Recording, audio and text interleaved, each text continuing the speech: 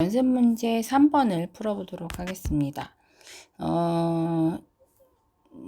1번부터 볼까요? 일단 이 실험은 우리가 이제 기압이 어떤 방향으로 미치느냐를 이제 설명하는 과정에서 이제 나왔었던 문제였었던 것 같아요. 그래서 그것에 이제 실험이 3개가 있었고, 그 중에 2개는 제가 여러분들하고 같이 했었는데, 요거는 실험을 안 했기 때문에 제가 이제 이걸 문제로 드렸습니다.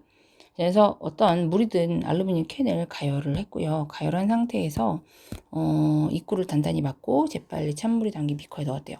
초반에 물이 있었기 때문에 이제 물이 끓었을 거고요. 그러니까 이 안에 원래 공기가 있었을 건데 공기를 밀어냈을 겁니다. 최대한 밀어내고 여기는 이제 수증기로 가득 차 있겠죠. 수증기라고 하는 건 물의 기체 상태가 이제 꽉 차 있었을 거고요. 그 상태에서 뚜껑을 딱 막고서 찬물에 넣으면 이 수증기라고 하는 것이 어떻게 되나요? 다시 응결한단 말이에요. 물방울이 됩니다.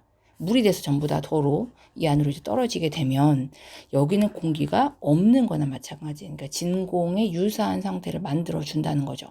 그럼 이제 내부에는 공기가 없으니까 기압이 없고, 바깥은 여전히 공기가 존재하니까 기압이 있으니 바깥에서부터 바깥이 기압이 세니 내부보다는, 그러니까 이 캔은 찌그러지더라. 그런 실험입니다. 근데 찌그러지는 모양을 보면 모든 방향으로 불규칙하게 찌그러진다라는 거죠. 그래서 이걸 통해서 기압이라고 하는 것은 공기가 있는 모든 곳, 그러니까 사방에서 작용하는구나를 알 수가 있다라는 겁니다. 1번은 1번이고, 기압은 모든 방향으로 고르게 작용하다 보니 이제 우리가 이 찌그러지는 모양이 규칙적이지 않고 불규칙하게 찌그러지고요.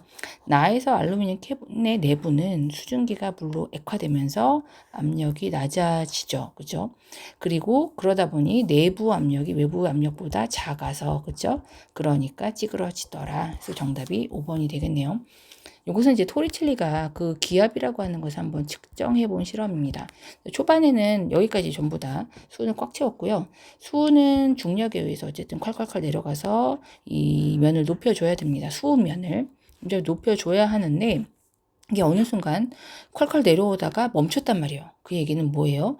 이것과 눈에 보이지 않지만 다른, 방향은 다르고 크기는 같고 반대는 방향은 다른 힘이 작용하고 있다는 거고, 누가 없는데 누가 힘을 가했을까? 그게 이제 공기, 즉 기압이라는 얘기죠. 그죠? 그래서 아직 못 내려오고 중력에 의해서 불구하고도 내려오지 못하고 있는, 버티고 있는 이 수은 기둥의 압력이 바로 우리가 공기의 힘과 같다라고 볼 수가 있다라는 거죠. 그죠? 그래서 이때부터 이제 기압을 측정할 수가 있게 됐고요. 어쨌든 토리첼리는 1기압을 어떻게 정의했냐면, 아직 내려오지 못하고 76cm짜리 수은 기둥의 압력, 무게와 같다라고 생각을 합니다. 그래서 1기압은 76cm에 높은 이유는 수은 기둥의 압력이 기압과 같기 때문이다라는 거고요. 어쨌든 이 상황에서 이 A라고 하는 상황은 진공 상태입니다. 이게 이제 토리첼리 실험이 우리가 이제 지구 기상학적에서도 의미가 있지만 화학에서도 의미가 있는 것이, 옛날에 우리가 입자설, 그렇죠? 그 다음에 기억나나요? 그 다음에 뭐 연속설, 이것 중에서 입자설이 지금 현재는 맞죠. 그렇죠? 그렇지만 옛날에 연속설이 이제 옳다라고 했을 때 입자설을 우리가 함부로 지지할 수 없었던 이유가, 입자가 있다는 얘기는 입자와 빈 공간, 그러니까 진공이라는 것이 존재한다라는 걸 증명을 해야 되는데, 빈 공간이 있다라는 게 상상도 안 되고 만들 수도 없다는 거죠. 근데 이건 논리적으로 어쨌든 수은 기둥이 여기까지 꽉 차 있었는데 내려갔으니 여기는 공기도 없고 아무것도 없는 진공이라고 하는 것이 가능하다라는 거죠. 그래서 이 실험은 진공을 만들었다, 구현했다라는 거에서도 의미가 있는 실험입니다. 어쨌든 76cm, 이 기둥은 76cm니까요. 기압은 1기압이고, 그것은 유리관이 두껍든 아니면 기울어져 있든 상관없습니다. 그래서 어쨌든 유리관의 굵기가 2배가 되어도 수은 기둥은 여전히 76cm여야 됩니다. 기압은 단위 면적에 대한 공기의 힘이거든요. 그리고 수은 기둥 기울이더라도 상관없어요. 우리가 이제 이거를 증명하기는 아직 수학으로는 좀 그런데, 사람이 이렇게 서 있습니다. 내가 서 있는데 터지지 않고 부풀지도 않는 이유는 내가 공기가 미치는 기압의 힘만큼 나도 내부에서 기압을 미치고 있기 때문인 건데요. 내가 이렇게 눕는다고 하거나 아예 털푸덕 누웠다고 쳐도 그래도 내가 어떤 몸에 변화가 있는 건 아니에요. 내 몸에 있는 기압은 언제나 같거든요.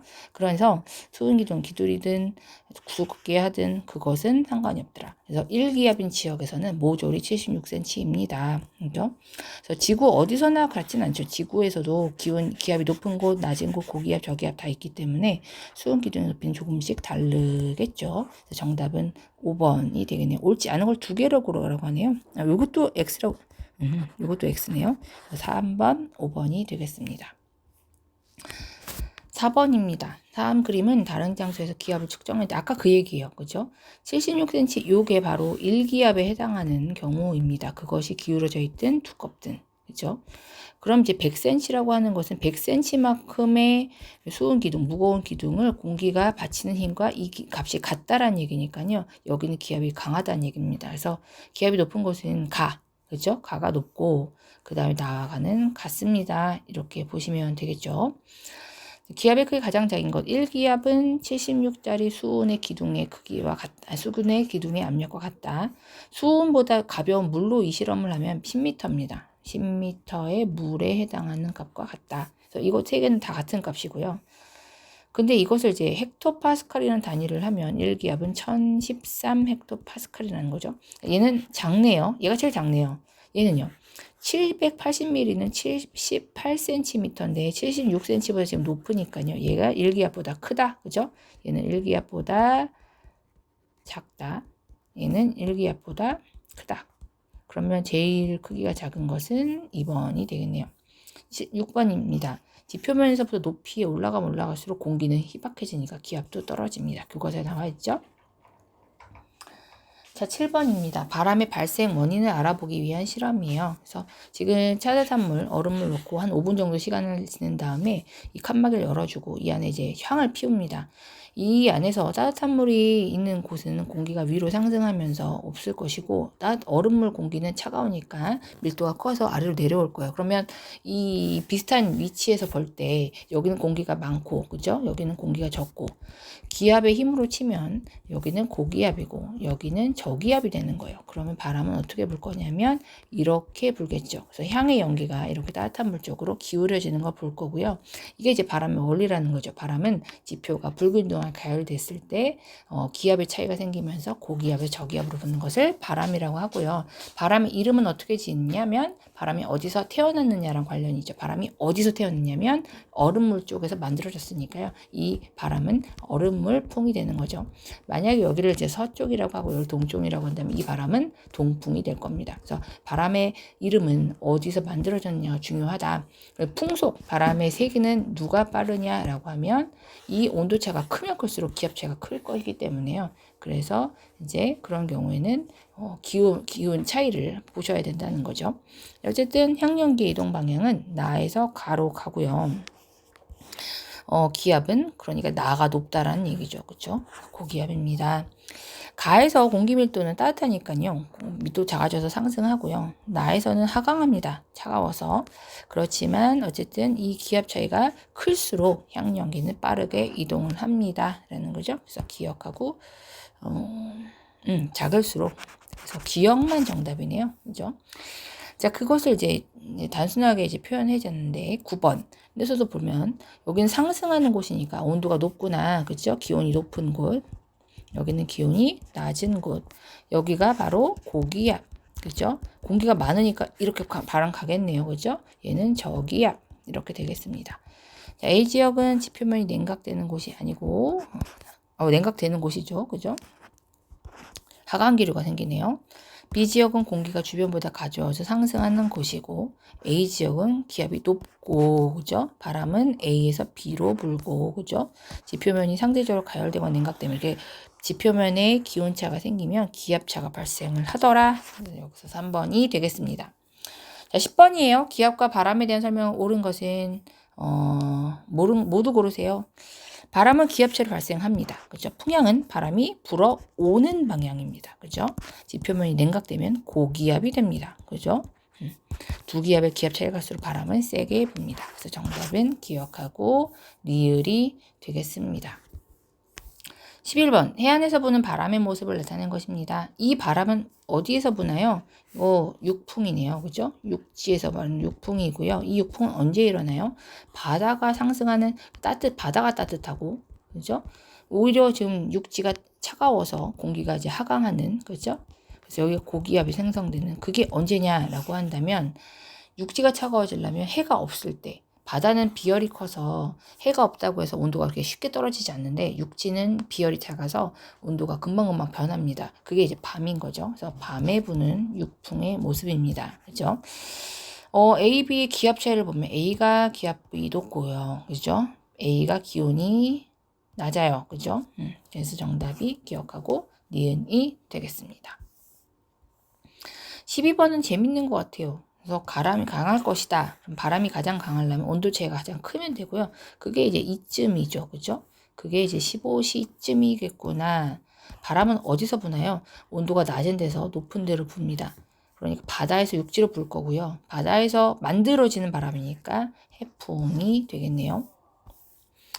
자, 우리나라 계절풍으로도 똑같죠. 겨울에는 온도가 여기가 차갑습니다. 바다는 비열이 있어서 상대적으로 따뜻합니다. 그래서 여기는 고기압, 여기는 저기압이 생기죠. 고기압, 저기압으로 부는 이 바람의 방향은 북서쪽이기 때문에 북서 계절풍이라고 불러줍니다.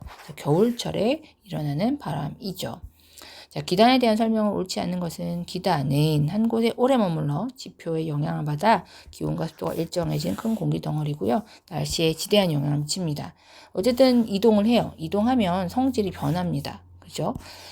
만약에 그림이 없나요?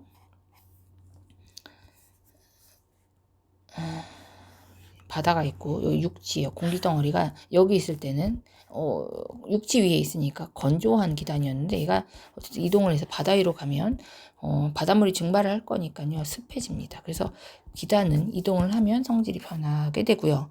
바다에서 성질된 기단은 습한 성질을 갖고 고위도는 추운 곳이니까 한랭하고 그죠? 대륙이라는 것은 습하지 않죠. 건조한 기단을 갖습니다. 그래서 이렇게 보시면 되겠죠.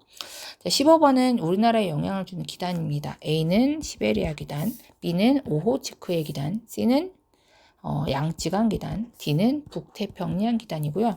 A의 기단 영향을 받을 때 우리는 북서 계절풍이 불다. 아까 요 문제하고도 관련이 있는 내용이죠. B는 오호츠크의 기단인데 어쨌든 한랭대 습하냐? 네, 고위도에 있어요. 그리고 한랭하고요. 바다 위에 떠 있어요. 다 습합니다. 그죠? C기단은 태풍하고 C기단은 태풍과 관련이 없고요. 태풍은 적도기단이라고 하는 제가 수업 시간에 따로 얘기했던 그것 관련이 있죠. D기단은 주로 여름철에 한여름에 영향을 주는 굉장히 고온하고 다습한 기단입니다. 5번 우리나라에 초여름에 영향을 주는 기단은 B죠. 오호츠크의 기단이 됩니다. 고른 것을 모두 고르면이네요. 2번하고 4번이 되겠죠. 16번, 17번은요. 이것을 무엇을 의미하느냐? 그럼 찬물이 있고 따뜻한 물이 있어요. 얘들을 열어주면 당장 안 섞여요. 그리고 경계를 만들어진다는 거죠. 경계가 어떻게 만들어지냐면 찬물은 무거우니까 가라앉고 따뜻한 물 위로 떠서 얘가 4번이에요. 그러면 경계가 만들어진다라는 건데 이 경계를 우리가 뭐라고 하냐면 전선면이라고 하고 전선면이 우리한테 중요하지 않은 것이 사실 우리가 궁금한 건 어느 지역에 예를 들어 서울지방 그다음에 남양주 지방에 비가 내리느냐 안 내리느냐 그런 게 중요한 거니까 이 공기의 경계와 그다음에 지면의 경계면을 우리가 뭐라고 하냐면 전선이라고 한단 말이에요. 이 전선에 우리가 관심을 갖습니다. 이거는 어쨌든 전선면 또는 전선이 어떻게 만들어지느냐를 얘기를 해준 거죠. 그죠? 제가 살짝 불안해지는 게 이 기단의 생성원리라고 한 것 같아요. 옛날에. 아닌가요? 혹시 제가 기단의 생성원리라고 했으면 왜 이게 익숙하게 보이는지 모르겠는데 저한테 꼭 말씀해 주세요. 그 반이 있다면 왜 이렇게 불안할까요? 그래서 어쨌든 정답은 5번이 됩니다. 그러면 전선에 대한 설정을 옳지 않은 것은 성질이 두 기단이 만나 생긴 경계면은 전선면, 지표면과 만나면 그걸 전선이라고 하고 우리는 전선에 관심을 갖죠. 어쨌든 전선면은 찬기단 쪽을 두르는 이거는 말로는 우리가 힘들고요. 항상 그림을 그리세요. 똑같이 찬물하고 따뜻한 물이 있었다. 근데 이제 두 개를 이제 이 칸막이를 벗으면 찬물이 무거우니까 아래쪽에 포진하고 따뜻한 물은 위에 뜨니까 이렇게 든단 말이에요. 그럼 이제 이 경계면이라고 하는 거는 어디로 기울어져 있냐면 찬 것 쪽으로 기울어져 있죠. 그죠? 항상 그림으로 생각하셔야 합니다. 찬 기단과 따뜻한 기단이 만나면 찬 기단은 보통 가라앉고 따뜻한 기단이 올라갑니다. 그리고 이 전선이라고 하는 것이 재밌는 것이 이걸 기준으로 해서 굉장히 날씨 변화가 크다 이거죠. 그래서 그게 우리에게 재미있는 것들이 됩니다. 전선의 단면이 나타나는 것입니다. 자, 이제 여기서 이제 또 전선에 대한 얘기가 나오는데, 더운 공기가 찬 공기랑 같은 방향으로 가고 있다가 더운 공기가 찬 공기를 이렇게 타고 올라가요.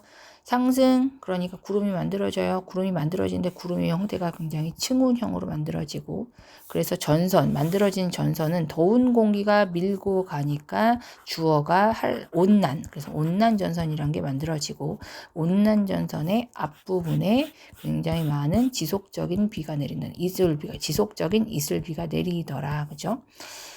찬 공기가 가고 있고 더운 공기가 가고 있는데 찬 공기가 더운 공기를 밀어 올리면 급격한 상승이 일어나면서 저온형 구름이 만들어지고요. 이때의 경계는 찬 공기가 밀었다가 주인공이니까 한랭전선이라고 합니다.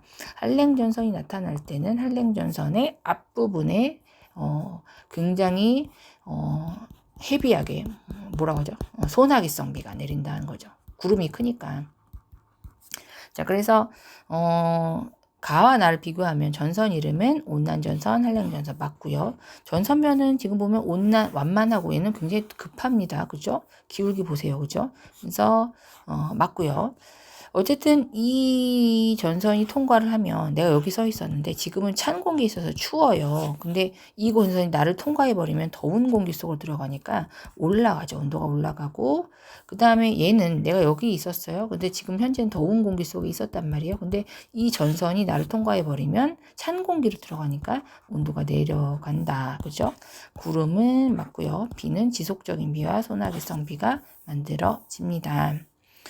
자, 그거에 대한 얘기를 또 나오고 있는데 점서면의 기울기는 한랭전선이 급하고 온난전선이 완만하고 강수는 좁은 지역, 넓은 지역에 소나기성 비, 지속적인 비가 내리고요. 소나기라는 것은 강수는 좀 짧게, 지속적인 비는 말부터 지속 시간이 길다라는 거고요. 구름은 저군형, 추문형이 만들어집니다. 한랭전선의 기호는 뾰족하게 한랭이죠. 그 다음에 요거는 동그랗게 만들어지고요. 그리고 이동 속도는 한랭전선이 빠릅니다. 찬 공기가 좀 빨라요. 그래서 얘가 이제 정답이 되겠죠. 그래서 얘네들이 이제 틀린 것들이 됩니다. 우리나라 부근의 등압선에 대한 얘기가 나옵니다. 하강기로 완성되는 곳은 고기압이에요. 그래서 고기압을 찾으면 되는데 고기압은 어떻게 찾나요? 그냥 주변보다 기압이 높으면 됩니다. 얘 A는 1030이에요. 주변은 1028, 1010 점점 떨어지네요. 내가 짱 높아. 그죠? B는 고기압이에요. H라고 쓰십시오. B는 1004예요. 근데 이제 주변은 1008, 1012. 내가 제일 낮네요. 고기압, 저기압입니다. 그죠? L이라고 쓸까요? 자, 그럼 C는 H인가요? L인가요? 내가 제일 낮아요. 주변에서. 그죠? 저기압, 얘는 고기압, 얘도 고기압이 되는 거죠. 그래서 하강기류가 생성되는 곳은 A, B입니다.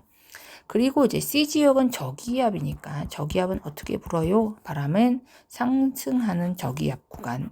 그리고 바람이 어떻게 가냐면 이게 우리나라니까 북반구입니다. 그죠? 북반구에서는 반시계 방향으로 불어 들어온다. 그죠? 이렇게 되죠. 저기압.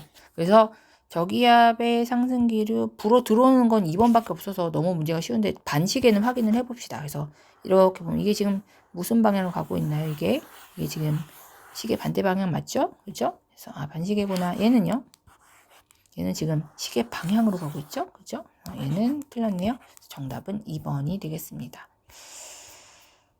우리나라 부근의 고기압, 저기압 전선이 보통 서쪽에서 왜 동쪽으로 갑니까? 우리나라는 편서풍지대에 있어요. 지구 전체적으로 봤을 때 항상 서쪽에서 불어온 바람이 동쪽으로 가고 있는, 그래서 우리나라의 기상현상이 대부분 다 서에서 동쪽으로 이동을 합니다. 자, 고기압과 저기압에 대한 설명을 옳은 것은 고기압의 정의는 주변보다 높은데요. 기압이 1기압이 기준이 아니고 그냥 주변보다 높으면 고기압, 낮으면 저기압입니다. 바람이 불어 나가는 곳이고요. 그죠?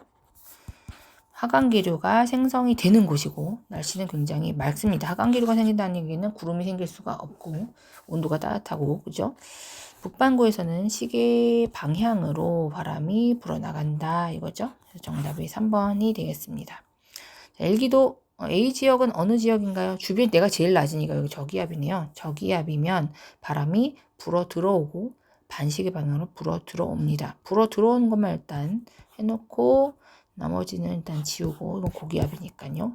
얘는 지금 휘질 않았네요. 그죠? 지구 자전이 없나 봐요. 그리고 나서 이제 반시계를 찾으시면 되겠죠. 이거는 시계 방향, 요거는 반시계 방향. 맞나요? 그래서 얘가 정답이 되겠네요. 옳은 것은 A 지역은 저기압이니까 날씨는 안 맑고요. B 지역은 저기압인가요? 얘가 제일 높네요. 나머지 다 낮아요. 고기압이죠. B 지역은 바람이 시계 방향 불어나가는 지역입니다. 고기압이니까요.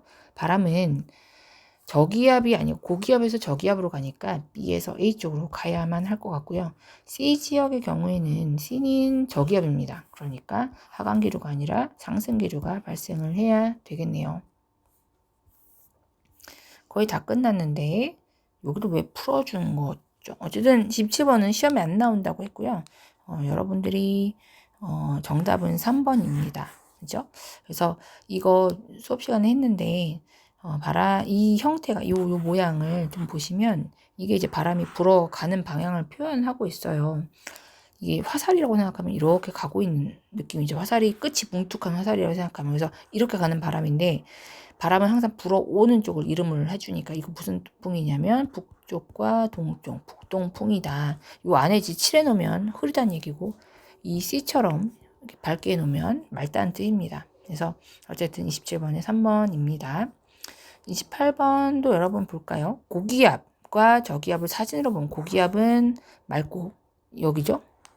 그 다음에 저기압으로 되어 있는 여기는 구름이 많고 그죠? 여기 저기압 되어 있는데 구름 많고 고기압이라고 되어 있는 이 부분은 맑고 그죠? 고기압은 맑고요. 저기압은 날씨가 흐리고 그리고 우리나라에선 지금 어쨌든 고기압이 이렇게 되어 있으니까 이렇게 불 거란 말이에요. 그래서 남풍이 불 것이다. 남쪽에서 바람이 불 것이다. 정답이 5번이 되겠죠. 왜 이렇게 다 풀었는지 모르겠는데 이게 사실 제가 여러 번 이 문제를 풀어주려고 시도를 하다가 이게 문제 푸는 시간이 기니까 중간에 실수를 하거나 아니면 누가 이제 방해를 하면 자꾸 끊어요. 그래서 이게 여러 번 풀었던 흔적들이 좀 있습니다. 여기는 푼 게 너무 많아서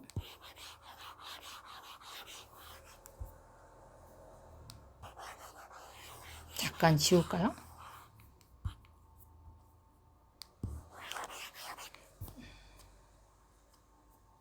자, 이제 온대저기압입니다. 이걸 온대저기압이라고 얘는 저기압이에요. 그리고 어쨌든 편사풍 방향이기 때문에 이렇게 이동을 할 겁니다.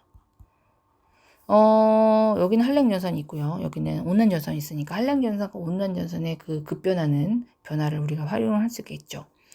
어쨌든 A 지역은 한랭전선이니까요.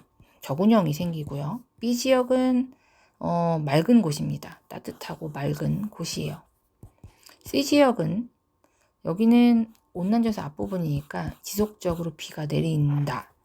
이 C 지역은 온난전선 통과하면 어쨌든 점점 저기압의 중심으로 가기 때문에 기압은 낮아질 것이고 저기압의 중심은 어쨌든 서에서 동쪽으로 가는데 이것은 편서풍 때문입니다. 그래서 정답이 3번하고 5번이 되겠고요.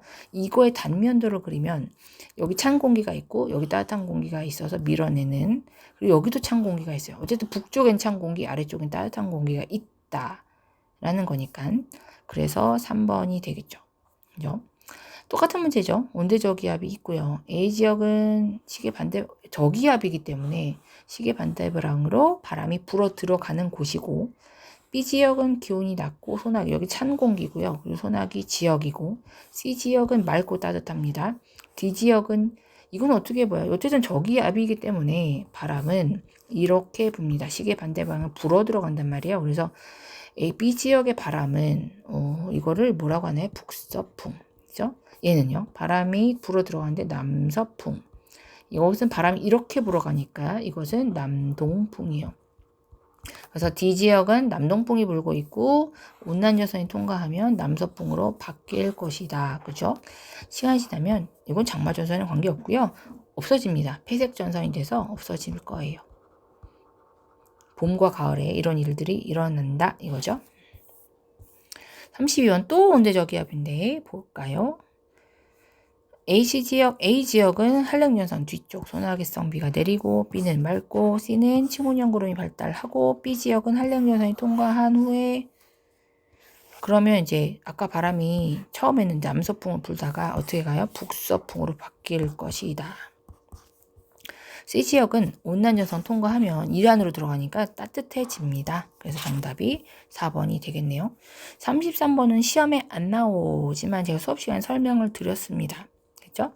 그래서 수업 시간 설명을 드렸으니 저는 여기서 설명을 안 하도록 할게요. 시험에 안 나오니까. 그러나 이것을 우리가 대풍이라고 하고 이것은 적도기단에서 나온 겁니다. 왜 이거를 교과서에서 뺐는지 모르겠는데 어쨌든 교과서에는 없네요.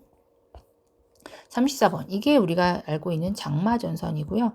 전선으로 치면 정체전선이죠. 그죠? 정체전선이고, 위에서는 찬 공기가 내려오고 있고, 방향 보세요.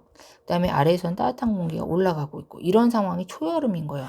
위에 있는 오호츠크의 기단과, 그죠? 아래에 있는 북태평양 기단이 비등비등하게 서로 지금 세력 싸움을 하고 있다라는 거죠. 그래서 한 달 동안 굉장히 큰 공기의 충돌이 있고 상승이 있고 구름이 만들어지고 비가 오랫동안 내립니다. 그것이 이제 장마인 거예요. 그래서 겨울철 아니고요. 이것은 서구송재현 겨울철이죠. 양측은 기단 아니고 지금 현재는 장마전선이 형성이 되어 있더라. 그래서 정답이 4번이 되겠습니다. 어느 계절의 일기도이다 되어 있는데 지금 이게 보이네요. 이것은 봄입니다. 이것은 온대저기압이거든요. 양쯔강의 기단의 영향을 받은 온대저기압이고 이 계절은 이동성 고기압과 저기압이 지나가 날씨가 변덕스러운 그런 형태인 거죠. 자, 마지막 문제네요. 36번 우리나라 여름철, 겨울철의 일기도를 순서 없이 나타낸 것입니다. 가는 겨울입니다. 왜요? 고기압이 엄청나게 강하게 지금 기압차도 엄청 커서 바람도 되게 세겠네요. 서고동저의 형태를 보여주고 있는 시베리아 기단이 있기 때문에 얘 때문에 고기압이 있는 거죠. 겨울이고요. 얘는 남쪽에 고기압이 강하게 형성돼서 이렇게 바람이 이렇게 불고 있는 남고 북저형의 이것은 북태평양 기단 때문인 거죠. 그래서 이것은 한여름입니다. 그렇죠? 그래서 그런 형태다 보시면 되겠죠. 거꾸로 됐고 이것도 거꾸로 됐고 가시기일 때 북서기압풍이 불어요. 야식일 때 한파원은 안 되고 이것은 봄의 특성입니다. 그죠? 그래서 이것은 3번이 되겠네요. 그래서 여러분들이 이거는 여러 번 연습하시면 나중에는 이제 익숙해질 거예요. 그래서 조금 여러분들이 연습해 보시고 모르는 거는 저한테 와서 질문을 해주시기 바랍니다. 수고하셨습니다.